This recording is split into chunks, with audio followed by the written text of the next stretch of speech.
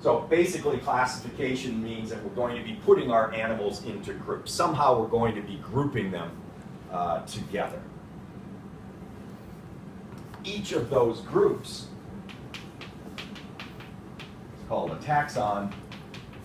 Plural is taxa. Okay, so you'll see those words a lot of times. We're most familiar with the Linnaean classification system.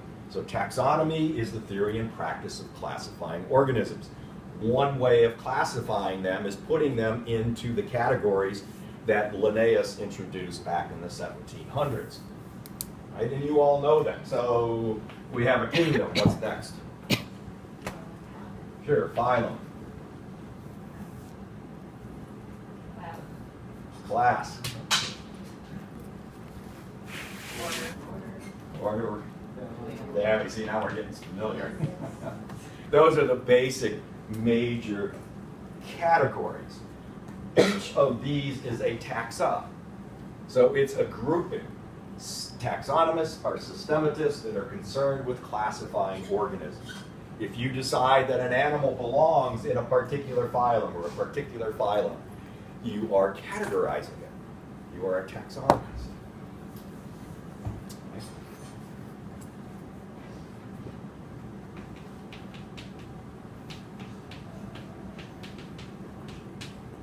So, oops, I should have put that right there. All right, so systematics is the broad category. Underneath it, we have two subcategories, taxonomy and phylogeny. All right, so phylogeny is another branch of systematics. And it's concerned with the evolutionary history of the groups, evolutionary history of taxa. In other words, why, when, how did a particular group evolve? And so maybe you're interested in horses, the horse family, okay? Well, why did horses evolve? From what other mammals did they evolve? Where did they evolve? What time period was all of that going on?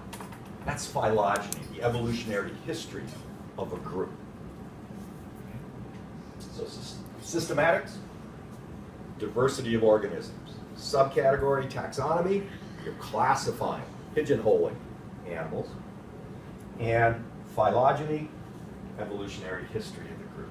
Oh, I meant to say, if you're a taxonomist and you're classifying, you're pigeonholing, you're putting this animal into these different groups, why?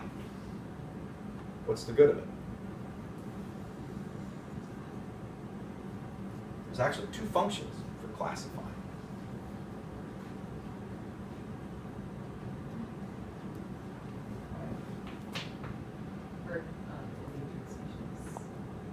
Well, but if you think back, this all started in the 1700s. Well, right. And so, I mean, it might have value today in that, but the concept of endangered species didn't even exist until the 1960s. I've read books, yeah, that people just really liked it. They like to feel smart. Well, of course, that's it, definitely. But there are two good reasons.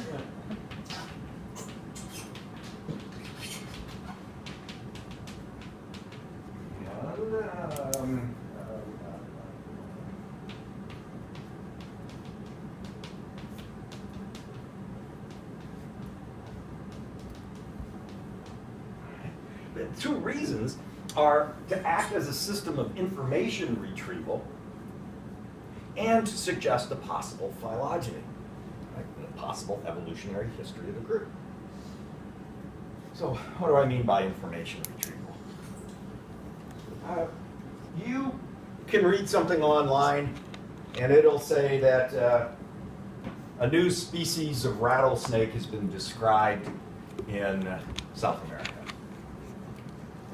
Well, let's say it was a new. Okay, back up because we have to put a taxa in here. A new species of viperid snake, family Viperidae, has been found in South America. So that animal was pigeonholed into a particular family. You, being an intelligent biologist, immediately know something about that animal. You've never ever seen it before in your life, but because it belongs to the family Viperidae, you're able to retrieve some information from your memory about it. All right? Just by the word Viperidae, well, you know that's a snake. And you know that the Viperids have heat-sensing pits in their face, so that they sense the infrared heat coming from their mammalian or avian prey, and it helps them to find those animals in the dark. You also know that it's going to have a particular kind of fang, which you'll know later on in the semester. It's called selenoglyph. But they're very long fangs in front that fold upwards and back into the mouth. And you know that it is poisonous. It's going to have a venom that it's going to inject into its prey in order to immobilize it. And you'll know that it is primarily going to be operating on neuromuscular communication and on the circulatory system. You never heard of that snake before. But because it's classified into the family Viperidae, there are all sorts of things that you know about it already. Right? So that's one reason why we classify them. Otherwise, you would have millions, because there are millions of species on Earth. How are you going to remember characteristics of every single one of the millions? Right? You don't necessarily have to, because you're putting them into these different taxa. And each of the taxa operates in a way to retrieve information. Right? So it was put up here with the lepidosaurs. All right, lizards and snakes, that tells you something. All right, if we want to go strict Linnaean classification, it would be in the reptiles. And so you immediately have the idea of scales on the outside and a land-dwelling animal laying eggs on land. You could go back up here to the chordates, subphylum Vertebrata. Well, it tells you something about that animal. The other thing is that it suggests phylogeny. It suggests the evolutionary history of the group. Why? Because the idea is that you're going to group all species that are related to each other are going to be in the same genus.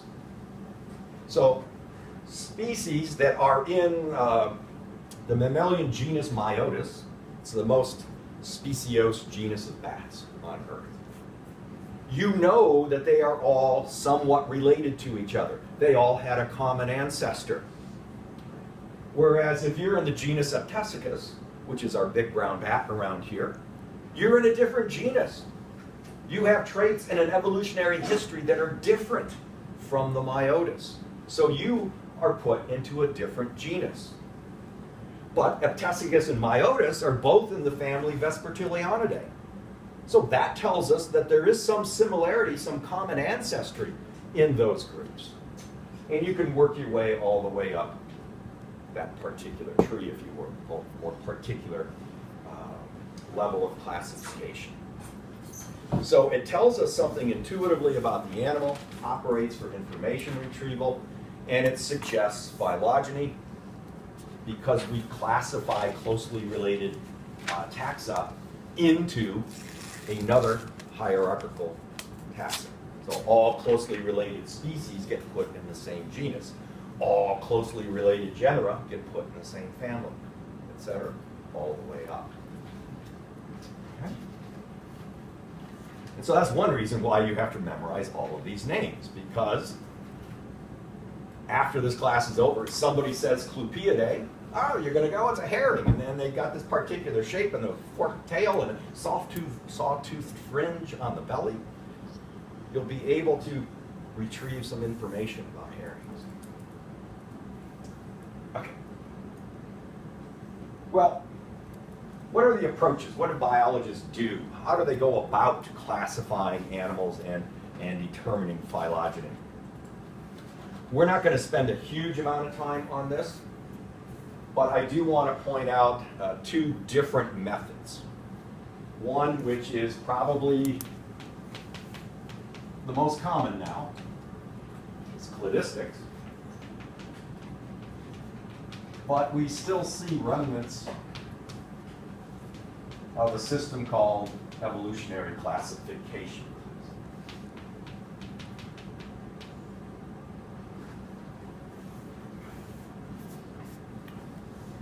different methods used by systematists to classify animals and to suggest their phylogenies.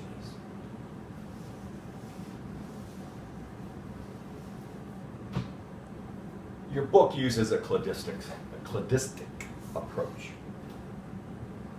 And to cladists, ancestry, evolutionary history is everything. It's the most important. It is, well, no, for them it is everything. Okay. So how do they do this? The first thing that cladists would do when looking at organisms and their characteristics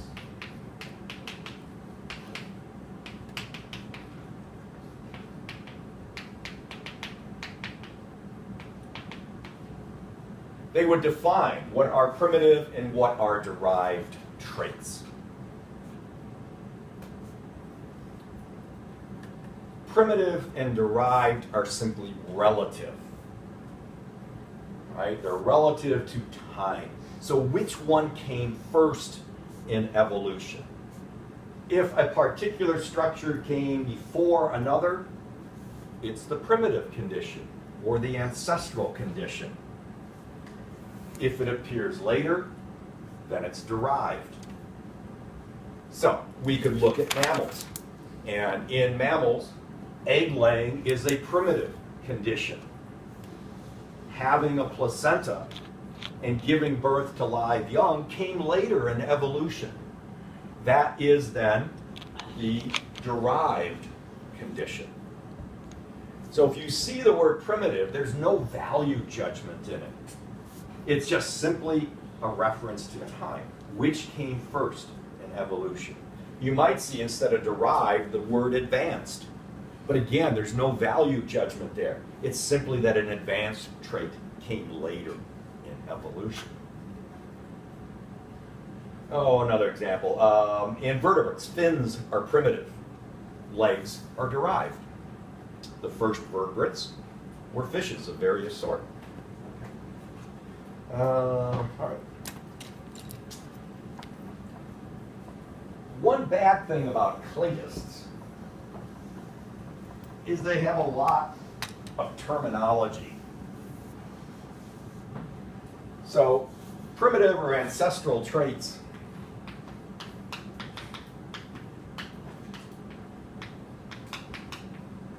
are also called plesiomorphic traits, whereas a derived trait is apomorphic. So textbooks usually will use terms like primitive and derived, but you're reading the real literature, you might end up seeing plesiomorphic and apomorphic. Derived traits, apomorphic traits, there are two types.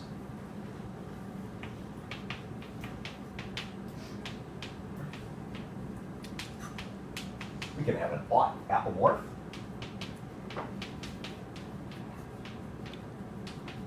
or a syn apomorph.